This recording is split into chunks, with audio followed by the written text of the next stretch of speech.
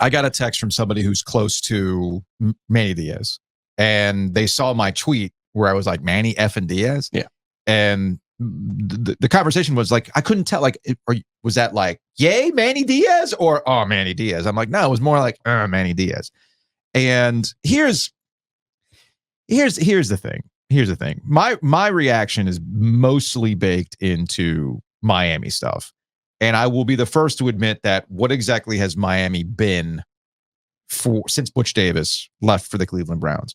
You know my stance when it comes to the Miami Hurricanes. Miami thinks it's not a stepping stone job, even though the history of the Miami Hurricanes when they were running at their hottest was that they were a stepping stone job for coaches to jump to the NFL back when you could do that. Yep. Okay. Now, it worked out for Jimmy Johnson. Didn't work out for Dennis Erickson. Didn't necessarily work out for Butch Davis, but you get my point. Dennis Erickson had a perfectly fine He was career. fine. He was fine. Yeah. He was fine. He was fine. So Miami is a stepping stone job. And I know that Nina King, the athletics director at Duke, said what every athletic director wants to say. We are not a stepping stone job. You know, they're coming at this from having rebooted things with Mike Elko, and now they can, I mean, the fact that they're in the position to hire what I would call a name coach, which is what Manny Diaz is, a name coach, speaks to where Nina King in this athletic department and how they view Duke football going forward. So I'm going to give him a lot of credit for that. I just don't know if Manny Diaz is the right person for this job. Like my dad joked, everybody deserves a second chance. You're right. Everybody does deserve a second chance. I just don't know if Duke is the right place for Manny Diaz to get that second chance. Here's the thing. Mike Elko made a lot of sense when they hired him at Duke, because look at Mike Elko's background. Mike Elko's background was essentially forged in the fires of smaller schools with Dave Clawson. Now, I understand that Mike Elko does not want to be viewed as a Dave Clawson protege. You and I've had to remind you from time to time when we talk to Elko, hey, don't bring up Dave Clawson this time, because he wants to be his own guy. Right. But I think it's fair to say, Joe, the reason why we would bring up Clawson is because there was almost like a 1-for-1 with what's going on at Wake Forest with Dave Clawson and what you could do at Duke. You need somebody who understands that it's not an overnight thing. You got to build, you got to have an identity. You have to find a different way to build that mousetrap in college football when you don't have the same access to the talent level that you can get at other places. So Elko made a lot of sense. Elko gave him a tough identity, which now is going to be a Texas A&M problem. Good luck trying to get them on that same kind of like, we're a tough football team that's going to win a different way. Manny Diaz is the antithesis of that. Manny Diaz has had a very blessed career that has had him be the coordinator at some very high-end places, okay?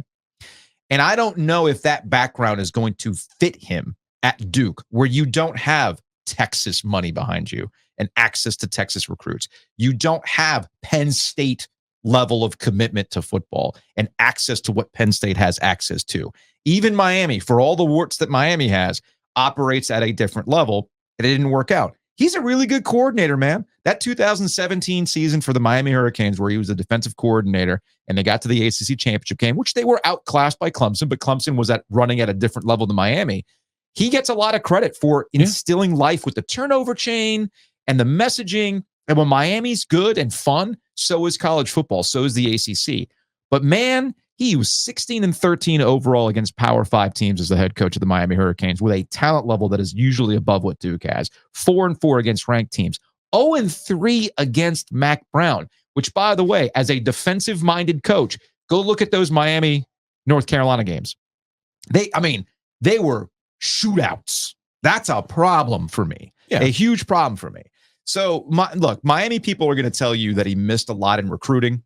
He was okay in the transfer portal, but ultimately at a place like Miami, you have all this access and he was still missing on recruiting. You cannot afford to miss on recruiting at Duke. And those are my big picture questions for Manny Diaz coming to Duke to be the head coach. All right. So 2 things. Nina King's 2 for 2 on hires. Mm-hmm. That's what surprised me, the juxtaposition of what Manny Diaz's background is and how that traditionally fits at Duke. Yeah. Listening to her comments during the press conference, though, she's clearly viewing this as an NIL play. Okay. And that Manny Diaz and his background, which we still haven't outlined on this program, his dad was the mayor of Miami. And this is how he got in with Chuck Amato when Chuck was at Florida State. And Manny was like the weight training assistant at NC State, and just started working his way up the normal way most young assistants do.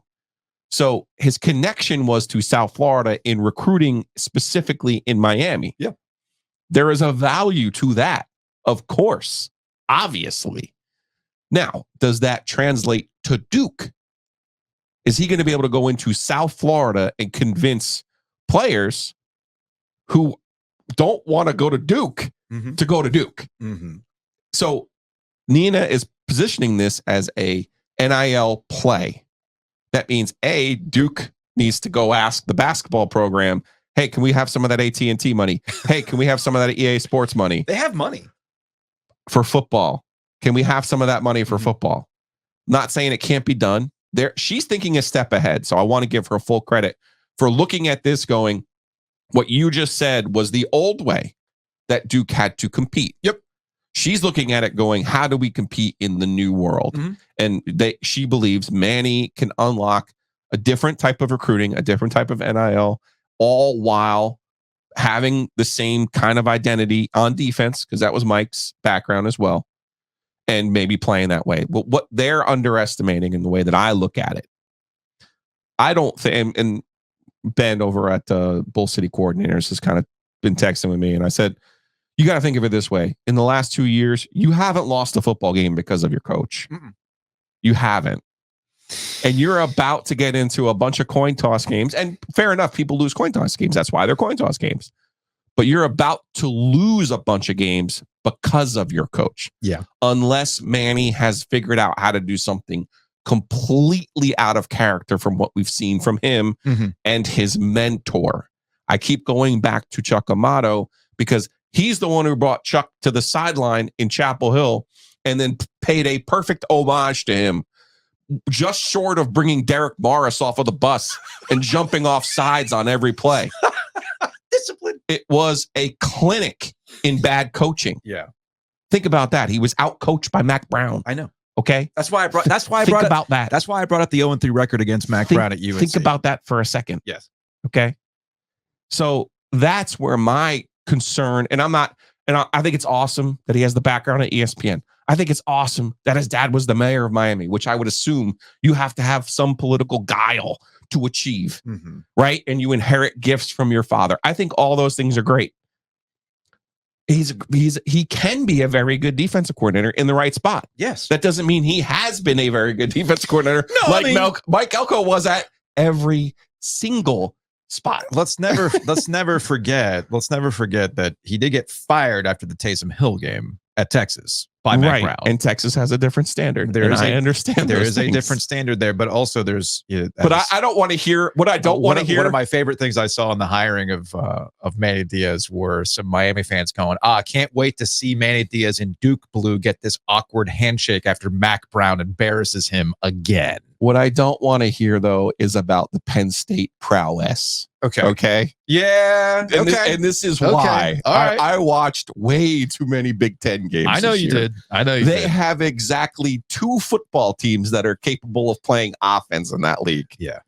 His defense was so bad in one of those 2 games that Michigan did not throw a forward pass in the second half of the football game. So don't give me Manny's going to come in here and scheme this thing up. He's not. That's not what's going to happen. You are perfectly in your right to tell me that he's going to come in. We're making an NIL play. We're making a recruiting play. We're rebranding Duke football. Fine. What I'm telling you, though, is Mike Elko schemed people up. You won games because of your coach. You're now going to enter the territory where you lose coin toss games and you're going to point the finger at one person.